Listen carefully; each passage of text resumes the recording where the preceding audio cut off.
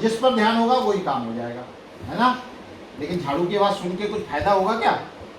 कुछ फायदा नहीं होगा ना। फायदा किससे होगा? ये सुनने से। तो अब इसका अर्थ समझ लेते हैं, है ना। अब तक हमने बोलना तो सीख लिया, अब क्या रही है, क्या बात है। शब्द तो थोड़े बहुत समझ में आ रहे हैं, लेकिन उनका अर्थ क्या है ना। तो सबसे पहला सुनो, क्षणशः कणश्चैव, क्षण क्षण करके, बोलना नहीं है, केवल सुनना है, समझना है। क्षण क्षण करके, कणश्चैव मतलब कण कण करके, क्षण क्षण करके और कण कण करके, विद्याम अर्थम च साधये, विद्या को और अर्थ को इकट्ठा करना चाहिए। क्षणे नष्टे कुतो विद्या, यदि क्षण मात्र भी नष्ट हो गया, वेस्ट हो गया, कुतो विद्या, फिर विद्या कहाँ मिलेगी। और कणे नष्टे कुतो धनम, और कण भी अगर खराब हो गया, कण भी नष्ट हो गया, तो धन कैसे मिलेगा। समझ में आया? आप सुन लो कैसे अर्थ है इसका। कि जो विद्या है, विद्या कैसे सीखी जाती है। कोई स्किल है, कोई विद्या यदि आप सीखना चाहते हैं तो कैसे सीखना चाहिए? क्षण क्षण करके। आज आधे घंटे पढ़े, कल आधे घंटे पढ़े, फिर परसों भी आधे घंटे पढ़े, जिंदगी भर आधे घंटे पढ़ते रहे, तो आपके पास क्या आ जाएगा? विद्या आ जाएगी, है ना। या पूरे दिन में आपके पास समय है ना, केवल आधा ही घंटा तो नहीं है, पूरे दिन में समय है, तो आप 1 मिनट भी उसमें से वेस्ट नहीं करेंगे। हर मिनट पढ़ाई करो, हर मिनट पढ़ाई करो, हर मिनट पढ़ाई करो, तो इससे क्या आ जाएगी आपके पास? विद्या। और यदि एक क्षण भी नष्ट हो गया, आपने ये सोचा ना, अरे आधे घंटे टीवी देख लेता हूँ, फिर पढ़ूंगा, तो आधा घंटा नष्ट हो गया ना, तो विद्या मिलेगी क्या? तो विद्या नहीं मिलेगी। तो जो आपका पढ़ने का समय है, जो विद्या इकट्ठा करने का समय है, उसमें हर समय पर आपको काम करते रहना पड़ेगा, हर समय पढ़ाई करनी पड़ेगी, हर समय उस पर ध्यान देना पड़ेगा। और यदि आपने छोड़ दिया, अरे कोई बात नहीं 2 मिनट की तो बात है, तो फिर क्या होगा? वो 2-2 मिनट करके आपका 4 घंटे ही वेस्ट हो जाएंगे। और अगर वेस्ट हो गए, एक क्षण भी वेस्ट हो गया, तो विद्या नहीं मिलेगी। और कण का अर्थ होगा कोई भी चीज, कोई भी वस्तु। जैसे कोई दुकानदार हो, है ना, उसको गेहूं बेच रहा है मान लो, और गेहूं उसका गिर गया। अब 1 गेहूं गिर गया, 2 गेहूं गिर गए, 4 गेहूं गिर गए, और उसने बोला अरे क्या है, 1 कण ही तो गिरा है, तो क्या उसके पास धन इकट्ठा होगा? कभी नहीं होगा। क्यों? क्योंकि वो इग्नोर ही मार देता है। वो ये नहीं सोचता ये भी काम की चीज है, चवन्नी है, 1 रुपया है, 2 रुपया है। ऐसा थोड़ी है कि 1000 रुपये ही रुपये होते हैं, 1 रुपया भी तो रुपया होता है भाई। अगर 1 रुपया भी वेस्ट हो गया, तो आपके पास धन इकट्ठा नहीं होगा। तो इसलिए वेस्ट नहीं करना। समझ गए? इस श्लोक का अर्थ है कि एक क्षण भी वेस्ट नहीं करना है, नहीं तो विद्या नहीं मिलेगी। और एक कण भी वेस्ट नहीं करना है, नहीं तो धन नहीं मिलेगा। कोई चीज आप इकट्ठी नहीं कर पाओगे, फिर तो हर चीज को ऐसे ही सोचोगे अरे जाने दो ठीक है, फिर यही आदत बन जाएगी। आदत बन जाएगी तो अभी तो 2 मिनट वेस्ट कर रहे हो, फिर 20 मिनट वेस्ट करोगे, फिर 2 घंटे वेस्ट कर दोगे। धीरे धीरे वेस्ट करने की आदत बन जाएगी, और उससे क्या होगा? न तो विद्या इकट्ठी हो पाएगी और न धन। तो यदि विद्या इकट्ठी करनी है तो हर क्षण, हर मिनट, हर सेकंड को आपको यूज में लेना पड़ेगा। अच्छा, विद्या का केवल किताबों से ही आती है? नहीं, आसपास की चीजों से भी आती है। देखने से, उनका ऑब्जर्वेशन करने से, है ना, सब चीजों से विद्या मिलती है। जैसे पेड़ को ऑब्जर्व करने, पेड़ पौधों को देखने से, कोई चीज को देखते हुए, कोई आदमी कोई काम कर रहा है उसे देखने से, है ना, लिखने से, मतलब कुछ भी करने से। तो हर समय आपको कोई टाइम वेस्ट नहीं करना। और उसमें ये भी देखना है, उसमें ये देखना है कि आप इसमें क्या सीख सकते हो, इस मिनट में, इस सेकंड में आप क्या सीख सकते हो। ऐसे ही कोई भी चीज नष्ट नहीं करनी, चाहे वो गेहूं हो, रुपया हो, कोई और चीज हो, कोई वेस्ट नहीं करना। समझ गए? जैसे खाना मिला, खाना 4 गस्से खाए, 5 गस्से फेंक दिए, रोटी आधी खाई, आधी नष्ट कर दी। नष्ट करना, कुत्ते को दे दी, फाइन, चलो हमारे यूज में नहीं आई तो उसके यूज में आ गई, लेकिन अगर कूड़े में चली गई तो नष्ट हो गई ना, फिर तो कोई किसी का उसका यूज भी नहीं रहा। तो ऐसे आदमी पे क्या कभी धन बचेगा? नहीं। कभी धन नहीं बचेगा, हमेशा उसका धन खत्म होता रहेगा, क्योंकि उसको आदत ही नहीं है इकट्ठा करने की, है ना। तो ये इस श्लोक का अर्थ है। समझ में आ गया ना अर्थ क्या है? हाँ। क्षणशः कणश्चैव, क्षण क्षण करके और कण कण करके विद्यामर्थम च साधयेत्, विद्या और अर्थ को, अर्थ का अर्थ है धन, विद्या को और अर्थ को साधना चाहिए, इनकी साधना करनी चाहिए। क्षणे नष्टे कुतो विद्या, यदि क्षण मात्र भी नष्ट हो गया तो विद्या कहाँ है, और कण मात्र भी नष्ट हो गया तो धन कहाँ है। मतलब कि क्षण भी नष्ट हो गया तो विद्या चली जाएगी, और कण नष्ट हो गया तो धन नहीं, धन चला गया। ठीक है, ये अर्थ। अब दोबारा से इसका एक पुनरावृत्ति। क्षणशः कणश्चैव विद्यामर्थं च साधयेत्, क्षणे नष्टे कुतो विद्या, कणे नष्टे कुतो धनम्। क्षणशः कणश्चैव विद्यामर्थं च साधयेत्, क्षणे नष्टे कुतो विद्या, कणे नष्टे कुतो धनम्। दूसरी लाइन में सब गड़बड़ हो गया मामला, इसका अर्थ अभी याद नहीं हुआ। क्षणशः कणश्चैव विद्यामर्थं च साधयेत्, क्षणे नष्टे कुतो विद्या, कणे नष्टे कुतो धनम्। क्षणशः कणश्चैव विद्यामर्थं च साधयेत्, क्षणे नष्टे कुतो विद्या, कणे नष्टे कुतो धनम्। ठीक है भाई, याद हो गया? बिल्कुल पक्का? अब तो याद हो गया ना? अब ये क्या हमने खाली याद करने के लिए याद किया है? ये सुभाषित है ना, सुभाषित का अर्थ अच्छा कहा गया। किसी ऋषि मुनि ने, किसी बड़े आदमी ने ये इतना अच्छा श्लोक बनाया एक, है ना। किस लिए बनाया? किताब में लिखने के लिए, किताब में छपने के लिए? क्या किताब में नहीं, लर्न तो हो गया, किताब में लिख गया, किताब बंद करके रख दी, तो किताब उसका कुछ फायदा उठा पाएगी क्या? किताब उसका कुछ फायदा उठा सकती है क्या उस अच्छी बात का? कौन फायदा उठा सकता है उस अच्छी बात का? हम पूजा में उसका इस्तेमाल कर सकते हैं। पूजा में नहीं, ये पूजा का नहीं है, ये पूजा का थोड़ी है। हम उस बात से सीख सकते हैं और उसको अपनी जिंदगी में अपना सकते हैं। करेक्ट, हम उसको अपनी लाइफ में लेके आए। जो अच्छी अच्छी बातें कोई बताता है, टीचर कोई बताते हैं, या कोई बड़ा आदमी आपको बताता है, आपके ताऊ जी बताते हैं, दादाजी बताते हैं, नहीं बेटा ऐसे नहीं, ऐसे करना चाहिए। तो यदि हम केवल जान गए और उसको अप्लाई नहीं किया तो कोई फायदा है क्या? कोई फायदा नहीं है ना। ऐसे तो टेप रिकॉर्डर है, फोन है, वो फोन ने याद कर लिया, फोन में एक दफा स्टोर कर दो, फोन में स्टोर हो गया, है ना। अब जब भी बटन दबाओगे फोन बोल दिया करेगा, है ना। लेकिन क्या फोन उससे कोई फायदा उठा सकता है? नहीं। फायदा कौन उठा सकता है?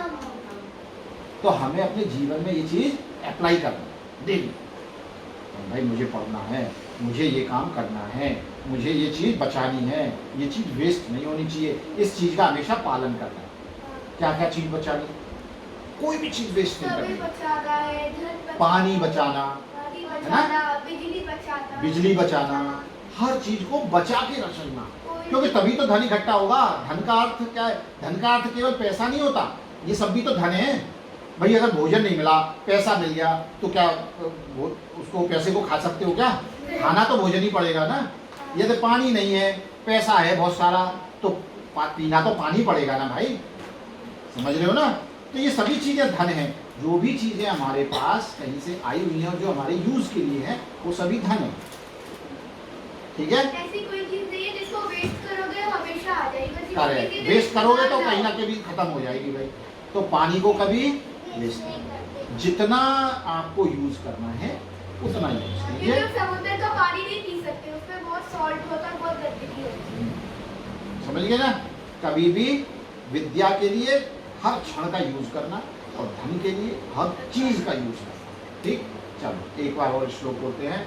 क्षणशः कणश्चैव विद्यामर्थं च साधयेत्, क्षणशः कणश्चैव विद्यामर्थं च साधयेत्, क्षणे नष्टे कुतो विद्या, कणे नष्टे कुतो धनम्। क्षणे नष्टे कुतो विद्या, कणे नष्टे कुतो धनम्। क्षणे नष्टे कुतो विद्या, कणे नष्टे कुतो धनम्। क्षणे नष्टे कुतो विद्या, कणे नष्टे कुतो धनम्। अभी बात भूलोगे तो नहीं, ध्यान रखोगे, दूसरों को भी बताओगे। भाई मैं टाइम वेस्ट नहीं कर सकता तुम्हारे साथ, कितनी भी दोस्ती हो। क्या कहना है? अगर पढ़ने का मेरा टाइम हो रहा है तो भाई मैं टाइम वेस्ट कर सकता भाई, मुझे पढ़ने जाना है या मुझे खेलने जाना है, ये जो भी करना, टाइम वेस्ट नहीं करना। दोनों ही बातें कैसी है कि वेस्ट नहीं करना। क्षणे नष्टे और कणे नष्टे, दोनों में से कोई भी चीज नष्ट नहीं करनी, वेस्ट नहीं होना चाहिए। कुछ ना कुछ लर्निंग होनी चाहिए, कुछ ना कुछ सीखना चाहिए, कुछ ना कुछ इकट्ठा करना चाहिए, है ना। कोई भी चीज, छोटी से छोटी चीज, अब आगे एक श्लोक बताएंगे बाद में, तो उससे पता लगेगा कि एक एक इकट्ठा करने से क्या होता है। जैसे बूंद बूंद बूंद बूंद पानी टपकता रहे तो उससे कितना भी बड़ी नदी बन जाएगी ना, कितना भी बड़ा बर्तन रख दो भर जाएगा। बूंद बूंद बूंद बूंद गिरता रहे तो बन जाएगा ना, अरे। तो ऐसे ही ये बूंद बूंद एक एक मिनट करके आपको बड़ी चीज मिलेगी। उस एक बूंद का कोई यूज नहीं है, उस एक बूंद को कोई पक्षी भी नहीं पी सकता, हम भी नहीं पी सकते, लेकिन एक एक बूंद बूंद इकट्ठा होकर अगर एक घड़ा बढ़ जाए तो हम भी पी सकते हैं, किसी भी यूज में आ सकता है। तो एक बूंद भी वेस्ट होना नहीं चाहिए, है ना। मिल गया ना बात? एजुकेशन हर जगह मिलती है। क्या मिलती है? एजुकेशन हर जगह मिलती है। हाँ, किसी भी तरह से मिल सकती है आपको। फोन पे भी आप वो सर्च कर सकते हैं चीज़ों के बारे में, उस पे लर्न भी कर सकते हैं। अच्छा, तो हमने पिछली बार एक तो गणेश जी की कथा सुनाई थी, और फिर उसके बाद कौन सी कथा सुनाई थी? तारे के बारे ध्रुव तारे की सुनाई थी। और अभी 2 ही कथा हुई है ना, अभी कोई और कथा नहीं हुई। तीन एक पाद वो तीसरी कौन सी? राजा पाद वो जो उत्तान पाद, वही ध्रुव की होगी ना, है ना, राजा उत्तान पाद ध्रुव की कहानी। आज हम तीसरी कहानी सुनेंगे, ठीक है। नहीं सुननी? क्या होगा? तो जिसका मन नहीं करे वो क्या, मैं कोई जबरदस्ती थोड़ी करता हूँ, मैं पढ़ाता थोड़ी, मैं तो आपको मज़ेदार बात सिखा रहा हूँ, मज़ेदार बात जो आपको यूज़ हो सकती है वो बता रहा हूँ। और कहानी तो भाई सब बच्चों को अच्छी लगती है वैसे तो, है ना। आज एक कहानी सुनते हैं। एक जैसे अपने यहाँ सुना है ना आपने, राक्षस होते हैं, राक्षस असुर, हैं, संस्कृत में असुर। सुनने राक्षस भी होते हैं, राक्षस, असुर, दैत्य, है ना। इनको क्या बोलते हैं? ये लोग गलत काम करते हैं, है ना। झूठ बोलना, मारना, दूसरों पे अत्याचार करना, ऐसे गलत गलत काम करते हैं। और जो देवता लोग हैं वो क्या करते हैं? वो अच्छे अच्छे काम करते हैं, है ना। हम में से ही जो लोग अच्छे अच्छे कार्य करते हैं वो देवता की तरह हो जाते हैं, और जो लोग खराब खराब खराब करते रहते हैं वो राक्षस की तरह हो जाते हैं। धीरे धीरे वैसे ही हो जाएंगे, है ना, जब गलत गलत गलत करते रहेंगे। तो एक राक्षस था, उस राक्षस का नाम था हिरण्यकशिपु। क्या नाम था? हिरण्यकशिपु। ठीक है, इस नाम का एक राजा था, और वो राक्षसों का राजा था। अब जो खराब लोग होते हैं उन्हें क्या लगता है, जो अच्छे लोग हैं उन्हें क्या लगता है, ये सब लोग मेरे जैसे, जैसे मुझे खाना समय पर अच्छा लगता है ऐसे इन्हें भी लगता है ना। जैसे मुझे अच्छी चीज़ खाना पसंद है, इन्हें भी अच्छा खाना पसंद है। मतलब सबको अपने जैसा समझना, है ना। कुछ लोग कैसे होते हैं जो दूसरों को मतलब बिल्कुल कुछ समझते ही नहीं है, इधर गए उसको लात मार दी, उधर गए उसको मार दिया, कुछ भी गलत गलत काम करते हैं। तो हिरण्यकश्यप इसको बोलते हैं अहंकार। क्या बोलते हैं? अहंकार। कि मैं ही हूँ और कोई नहीं है, मैं ही हूँ बस सबसे बड़ा ताकतवर, मैं ही सबसे ज़्यादा पढ़ने वाला, मुझसे ज़्यादा ताकतवर कोई नहीं है, ऐसी बात सोचना। तो वो बहुत अहंकारी था, जो हिरण्यकश्यप था वो बहुत अहंकारी था। और अहंकारी का अर्थ मतलब जो केवल अपने आप को ही सब कुछ समझता है। तो अच्छा, ताकतवर भी बहुत था तो ताकतवर, राजा भी था, सब कुछ था, लेकिन अपने आगे किसी को कुछ समझता नहीं, देवताओं को कुछ समझता नहीं, देवताओं को उसने परेशान कर रखा। कभी कभी से लड़ाई करता था, कभी किसी से लड़ाई करता था, और देवता लोग भी उससे जीत नहीं पाते थे। ताकतवर बहुत था, लेकिन खराबी क्या थी कि वो किसी को अपने सामने कुछ समझता नहीं। तो जब उसने क्या किया, उसने 2-3 लोकों में शासन कर लिया, अपना राज्य बढ़ा लिया, सब जगह पर अपना शासन कर लिया। और जब अपना शासन हो गया, उसका बहुत बड़ी सेना हो गई, बहुत बड़ी ताकत इकट्ठी हो गई, अब तो वो किसी की सुनता ही नहीं था।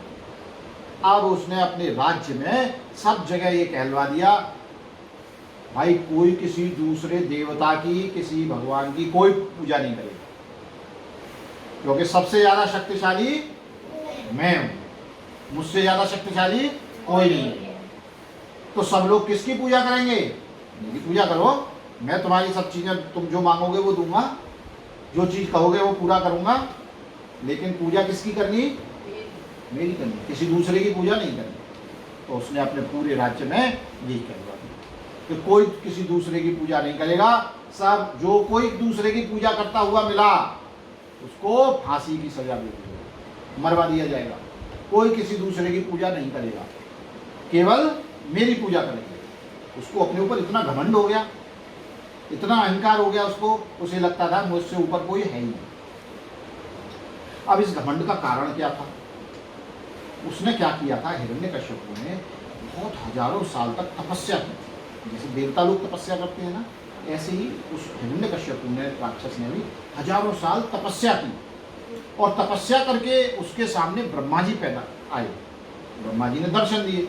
तो ब्रह्मा जी ने उससे पूछा कि बोलो हिरण्यकश्यप, मैं तुम्हारे तप से बहुत प्रसन्न हूँ, बताओ तुम्हें क्या चीज़ चाहिए, मैं वही चीज़ तुम्हें दूंगा। जैसे आप 10 घंटे पढ़ाई करते हो ना, आज बहुत ज़्यादा पढ़ाई कर ली तो पापा कहते हैं ना, भाई आज तो बहुत पढ़ाई करी है, बोलो भाई क्या आज क्या खाई, गुलाब जामुन या आइसक्रीम बोलते हैं ना, खुश हो जाते हैं। तो ऐसे ही उसने बहुत तपस्या की, तो ब्रह्मा जी उससे बहुत खुश हो और बहुत खुश होकर के उससे बोले, भाई मैं तुम्हारे तप से बहुत प्रसन्न हुआ, तुम बताओ कि तुम्हें क्या चाहिए। तो ब्रह्मा जी से उसने बोला कि मैं ऐसा चाहता हूँ कि मुझे कोई मार ना सके, मैं मरूं नहीं, अमर बन जाऊं। तो ब्रह्मा जी ने बोला कि भाई ये तो असंभव है, कोई अमर तो नहीं हो सकता। जो भी धरती पे रहता है उसको मरना तो पड़ता है, तो अमर तो नहीं हो सकता, मैं ये वरदान नहीं दे सकता, तुम और कुछ बताओ। तो उसने क्या बोला? उसने एक कलाकारी की। उसने ब्रह्मा जी से बोला, अच्छा ठीक है, ऐसा करो, एक आशीर्वाद मुझे दे दो, एक आप मुझे वरदान दे दो। क्या वरदान? कि मैं न तो बाहर मरूं और न अंदर मरूं। अरे भाई, या तो कोई चीज बाहर होती है या अंदर होती है। अब उसने दोनों ही बातें बोल दी कि न तो मैं बाहर मरूं न मैं अंदर मरूं। और उसने बोला, अच्छा एक काम ऐसा करो कि न तो मैं आसमान में मरूं न मैं जमीन पे मरूं। अरे भाई, जब आसमान में भी नहीं मरेगा, जमीन में भी नहीं मरेगा, तो मरेगा ही नहीं, है ना। न मैं किसी अस्त्र से मरूं न मैं किसी शस्त्र से मरूं, मतलब कोई अस्त्र शस्त्र भी मुझे न मार सके, न मुझे कोई आदमी मार सके, न मुझे कोई जानवर मार सके।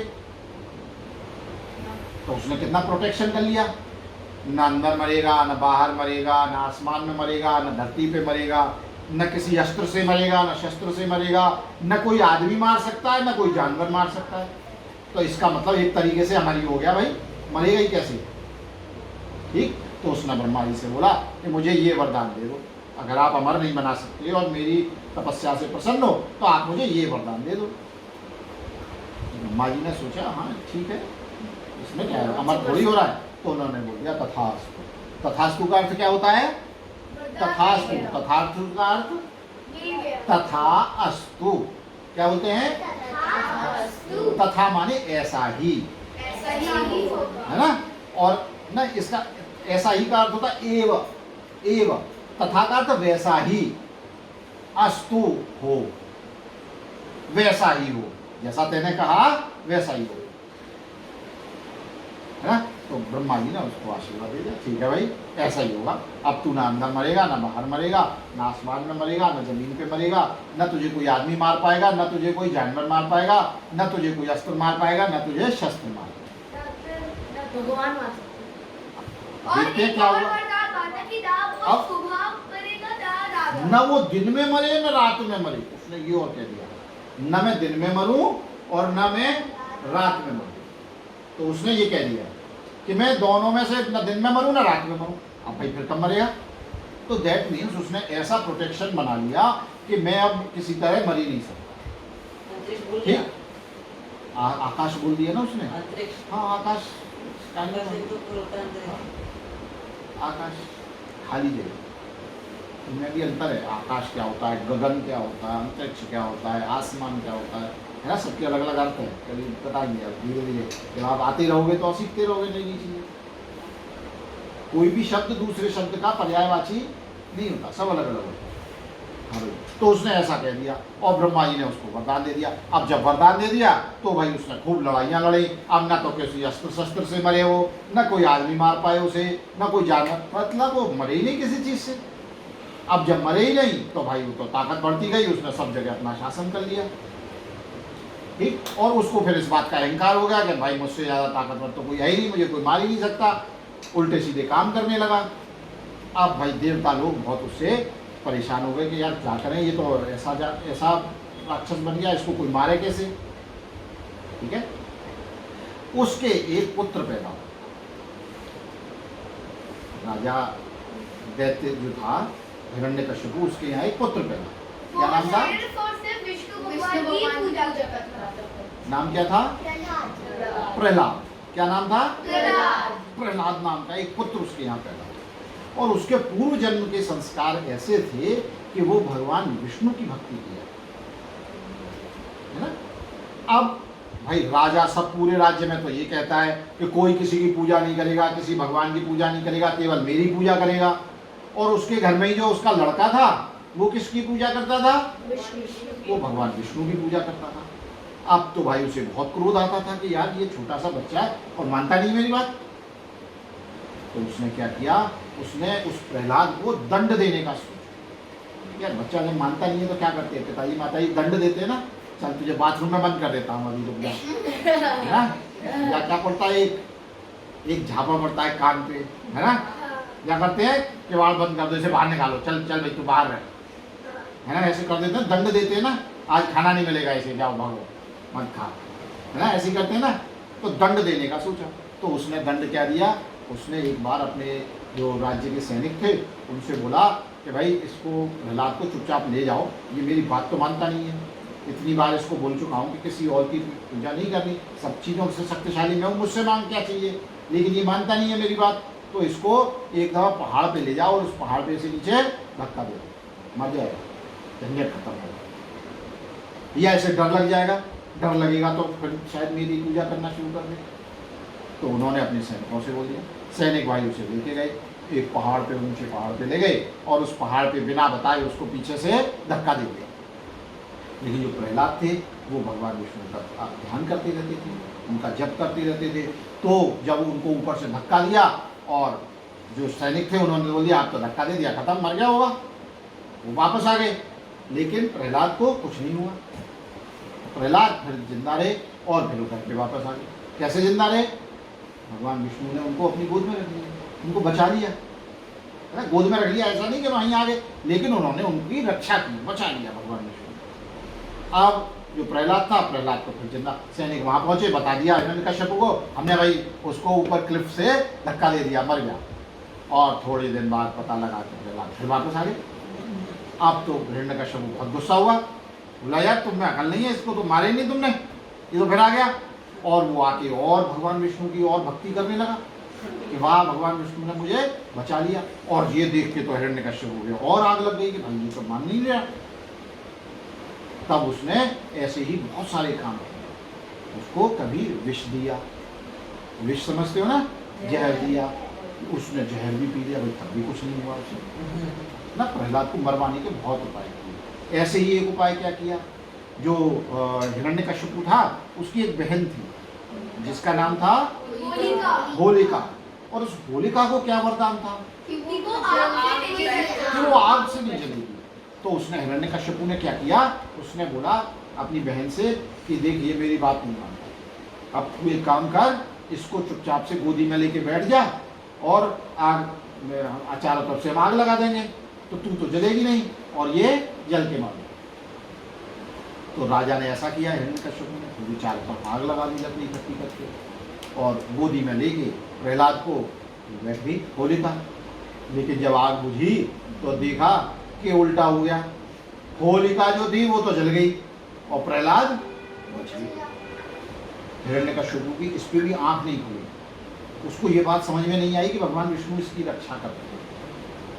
वो प्रहलाद को ऐसे ही परेशान करता रहा कि ये डर के किसी तरह से मेरी पूजा करना शुरू कर। एक बार अब जब वो किसी भी तरीके से नहीं मरा तो जो हिरण्यकश्यप थे ना उसने सोचा भाई ये सैनिक वैनिक या कोई कुछ कर नहीं पा रहा, मैं ही इसका काम तमाम कर देता हूँ, आज झंझट ही खत्म कर देता हूँ, मैं इसको मार देता हूँ। तो उन्होंने प्रहलाद को अपने पास बुलाया, यहाँ आ गए, यहाँ। भगवान ने पूछा पिताजी बताइए। तो उसने बोला कि तू ये बोलता है ना कि भगवान सब जगह है, सब कण में रहते हैं, विष्णु जी सब जगह रहते हैं, बता कहाँ रहते हैं भगवान जी। तो उसने हाथ जोड़ के बोला कि हाँ पिताजी, जो भगवान हैं वो हर कण में बसे हुए हैं, हर जगह पर हैं, हर जगह रहते हैं।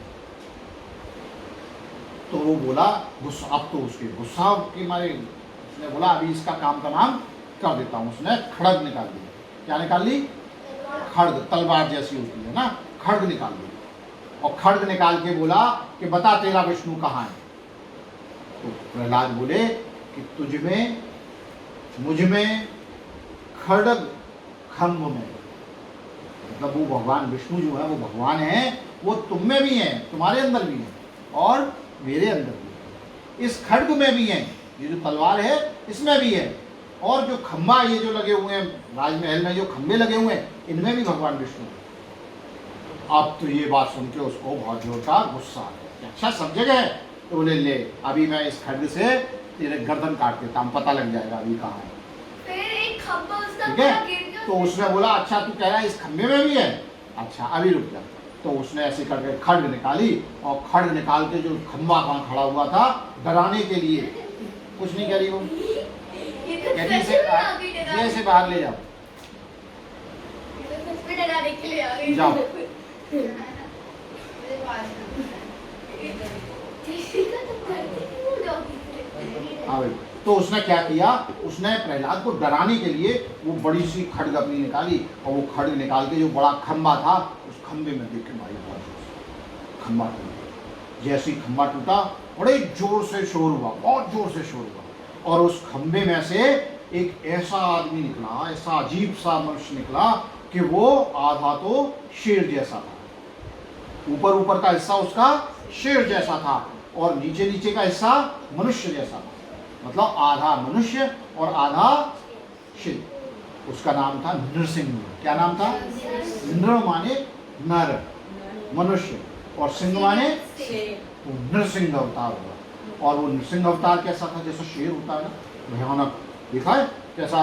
मूछ, लंबी लंबी मूछ निकली, बड़े बड़े दांत और बड़े बड़े पंजे, है ना, बिल्कुल सिर उसका, बड़े बड़े बाल यहाँ पर सिर पर, तो ऐसा शेर जैसा भयानक रूप से, और दहाड़ता हुआ वो उसमें से निकला। और उसमें से दहाड़ता हुआ जब निकला तो एकदम जो हिरण्यकश्यप था वो डर के पीछे।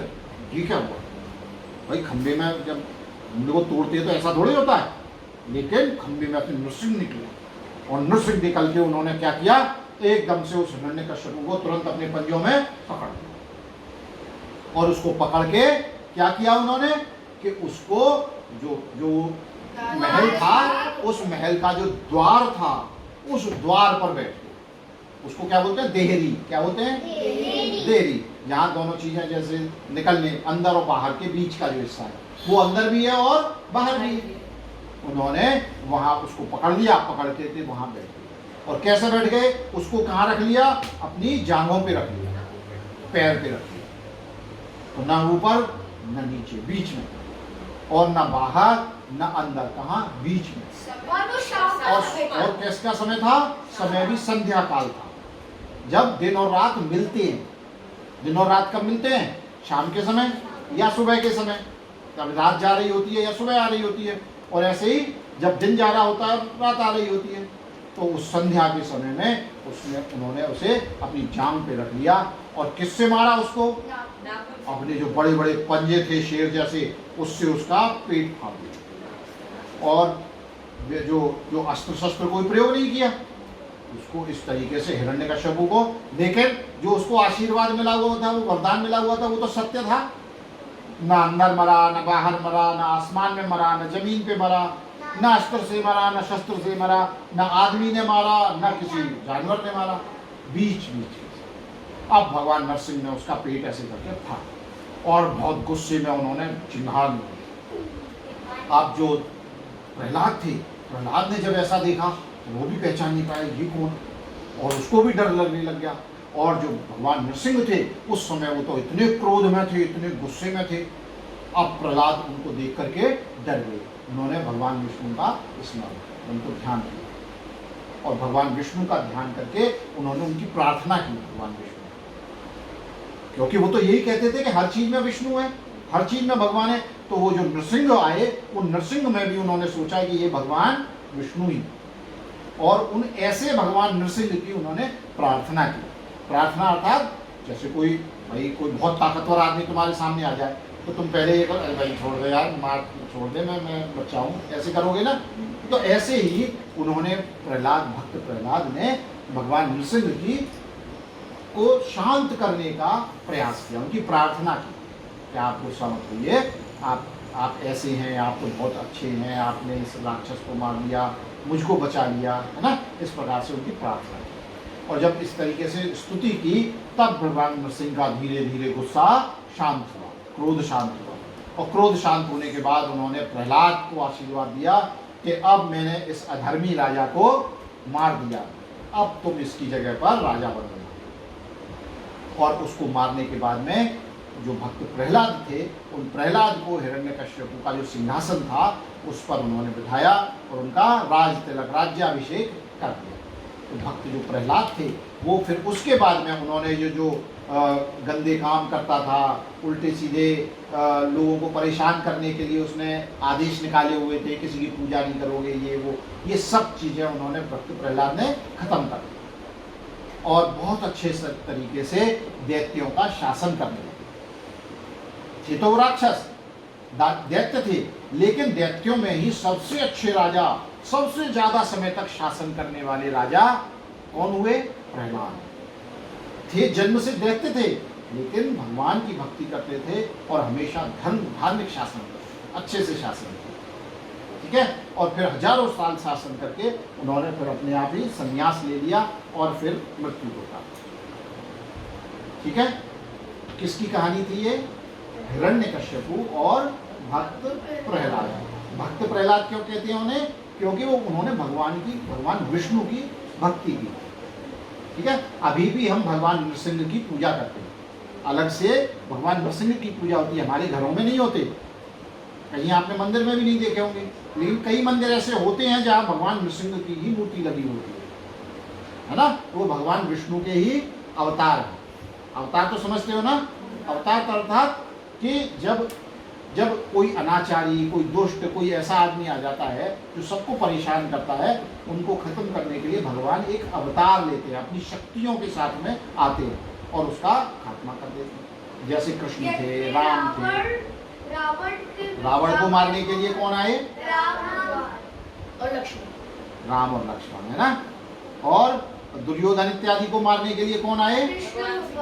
और कंस को मारने के लिए कौन आए? कृष्ण भगवान आए, है ना। ऐसे ही हिरण्यकश्यप को मारने के लिए कौन आए? विष्णु भगवान, नृसिंह अवतार, ठीक है। तो आज की ये कहानी, तो आज का श्लोक ध्यान है ना। शुरू कौन करेगा? है ना, भूल गए? चलो दोबारा ध्यान करते हैं। क्षणशः कणश्चैव विद्यामर्थं च साधयेत्। क्षणे नष्टे कुतो विद्या, कणे नष्टे कुतो धनम्। याद हो गया श्लोक? एक बार सब लोग बोलेंगे एक साथ, 1 2 3।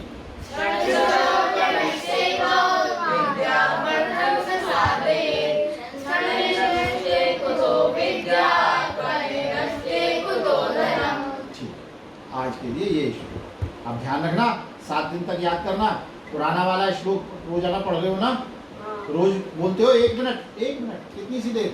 अब देखो ये कितना सा श्लोक है, विद्यावर्धन प्रसादेत। मतलब सेकंड की सुई भी ज़्यादा आगे नहीं जा पाएगी, इतना छोटा सा है ना। तो डेली हमें क्या करना है? डेली हमें ये याद है और अपने जीवन में प्रयोग करना है। प्रयोग कैसे करना है? जो भगवान की प्रार्थना का श्लोक है उसको तो रोज भगवान के सामने बोल देना, और जो कोई अच्छी बात है उस बात को अपने जीवन में यूज करना है ना। ऐसा काम डेली करना है। तो 7 दिन बाद जब आओगे तो आपको याद होगा, है ना, बिल्कुल पक्का याद हो जाएगा, ठीक है। तो तो आज की कक्षा यही समाप्त करते हैं। ठीक, पुनर्मिलामः।